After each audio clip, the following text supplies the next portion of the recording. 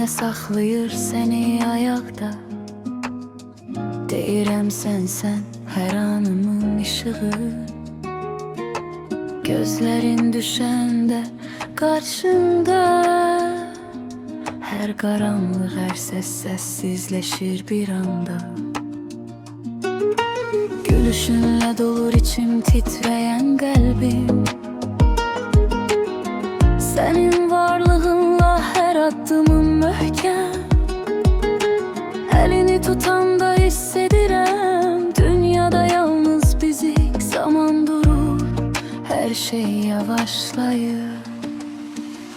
Yer yoxdur amma ürəyim möhkəm bir. Sənin adınla hər kədər yox olur, əridir. Sənsiz bir an belə çətin keçir.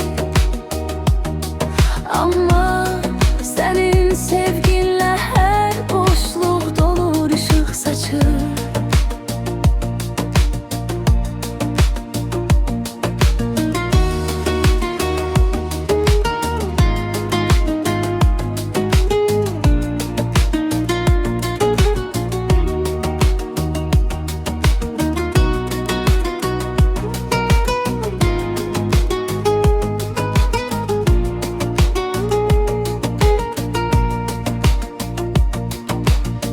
Sən olmasan yıxıla bilərəm, bilirsən.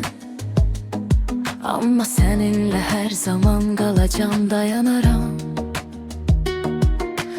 Hər nəfəs, hər baxış, hər sözün məni ayaqda saxlayan musiqidir, ritimdir, sevgidir. Bəzən düşünürəm necə dayanıram.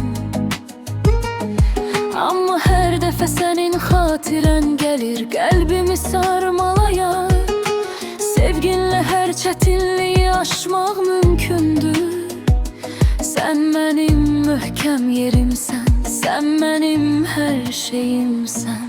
Hər an səni düşünmək, səni hiss etmək bütün boşluqları doldurur, hər yaraya məlhəm olur. Sən varsan deyə hər addımım əmin. Ayaqda qalmaq asandır, sənlə hər an möhkəm. Yer yoxdur amma ürəyim möhkəmdir. Sənin adınla hər kədər yox olur, əridir. Sənsiz bir an belə çətin keçir. Amma sənin sevginlə hər boşluq dolur, işıq saçır. Yer yoxdur amma ürəyim möhkəmdir. Sənin